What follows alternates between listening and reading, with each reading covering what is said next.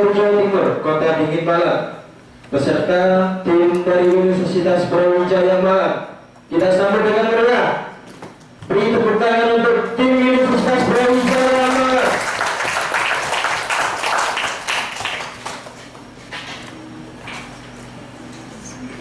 Akan disediakan waktu 7 menit untuk mempresentasikan. Akan disediakan waktu 7 menit untuk presentasi dan 4 menit untuk setiap juri, 2 menit pertanyaan dari juri dan 2 menit untuk menjawab pertanyaan dari juri.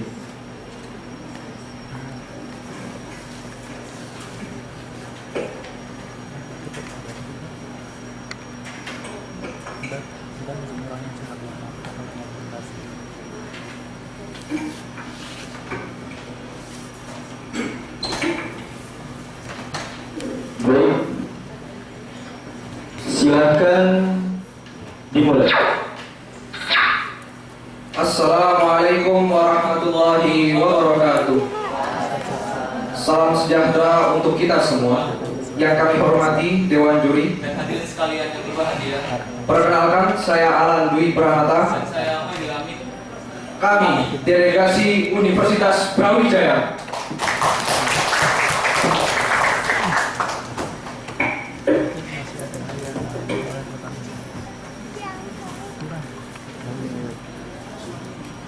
Sejuk, damai, dan membahagiakan. Itulah negeri surga. Negeri dengan kepulauan terbesar. Laut biru terbentang memanjang, menjadi pusat paru-paru dunia dan tempat bagi penghuni samudera serta tempat makanan terlezat. Inilah negeri surga Indonesia.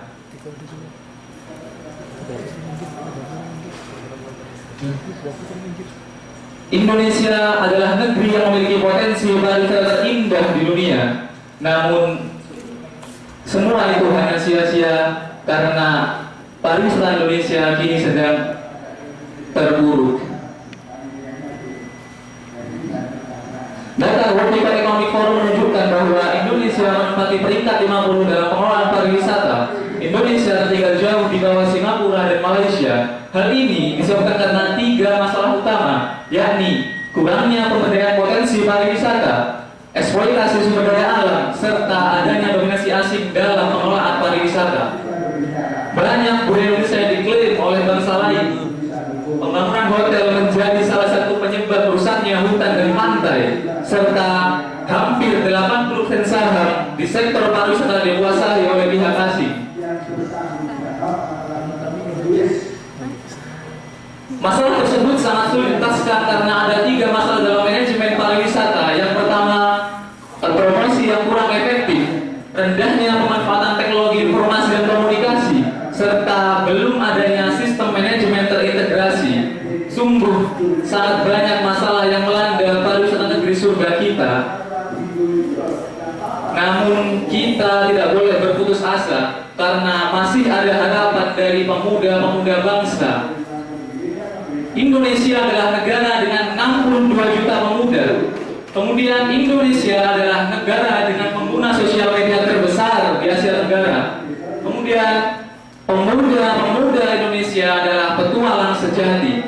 Ketiga polis tersebut kemudian diintegrasikan dalam sebuah program yang kami sebut dengan Pro Kontra, Program Konservasi Pariwisata Nusantara berbasis media dan komunitas terintegrasi. Pro Kontra bertujuan untuk menyelamatkan, melestarikan, dan mempromosikan pariwisata Nusantara dengan menerapkan 3 strategi utama, yaitu pembentukan komunitas pro kontra, koordinasi aksi pro kontra di 5 bidang wisata, religi, sejarah, alam, seni dan tradisi, dan kuliner, dan yang terakhir adalah pemanfaatan new media dalam pembentukan aplikasi jaring sosial pro kontra. Pro kontra akan dimulai di tingkat kabupaten yang diawali dengan perencanaan aksi pro kontra di 5 bidang wisata di masing-masing daerah, yang kemudian akan dilanjutkan dengan pelaksanaan mentoring di bidang penyelamatan, pelestarian, dan promosi pariwisata Nusantara.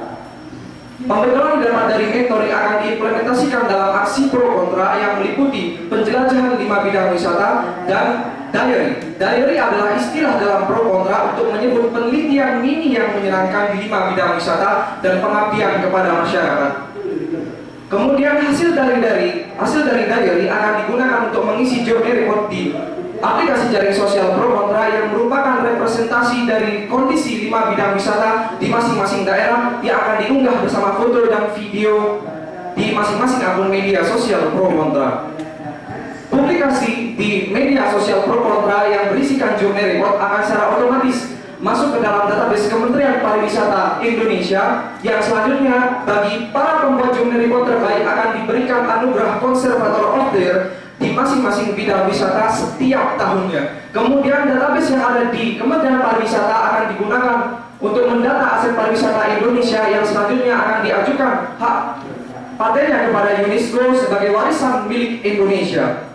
Hadirin yang berbahagia, dalam pelaksanaan pro kontra ada 6 pihak terkait yang akan berkolaborasi dan berintegrasi dalam sistem yang terpadu. Dan hadirin sekalian yang berbahagia, kami yakin bahwa pro kontra akan menjadi solusi yang efektif dan efisien dalam pengelolaan pariwisata. Hal ini berdasarkan pada prediksi keberhasilan yang mengacu pada anggaran promosi pariwisata tahun 2015 sebesar 4 triliun rupiah. Jika kita asumsikan satu objek pariwisata membutuhkan anggaran promosi sebesar 350 juta rupiah, maka anggaran yang digelontorkan pemerintah hanya bisa mempromosikan 11.424 objek pariwisata. Hal ini berbeda jauh dengan hasil pro kontra. Jika kita asumsikan ke depannya pro kontra sama dengan jumlah pengguna Instagram di Indonesia sebesar 12,67 juta orang, dan kita asumsikan satu pengguna pro kontra akan mempromosikan satu objek wisata, maka akan ada 12,67 juta objek wisata yang dipromosikan dalam waktu singkat secara berkelanjutan. Kemudian dari 12,67 juta objek wisata ini dikalikan dengan kebutuhan anggaran promosi, akan ada 4.434 triliun rupiah anggaran negara yang dihemat. Sedangkan anggaran yang ada dapat digunakan untuk memberikan beasiswa di bidang pariwisata dan pengembangan teknologi informasi dan komunikasi. Maka dari itu hadirin sekalian, pro kontra merupakan konservasi pariwisata yang memadukan manajemen sumber daya alam, sumber daya manusia, dan pemanfaatan teknologi secara terintegrasi dan berkelanjutan. Pro kontra tidak hanya menjadi solusi yang efektif, efisien, dan berkelanjutan dalam pengelolaan pariwisata, tetapi juga produktif dan berkelanjutan. Demikian presentasi dari tim pro kontra. Semoga dapat bermanfaat dan terima kasih atas perhatiannya. Pro kontra, Selamatkan pariwisata, lestarikan budaya, majukan bangsa. wassalamualaikum warahmatullahi wabarakatuh.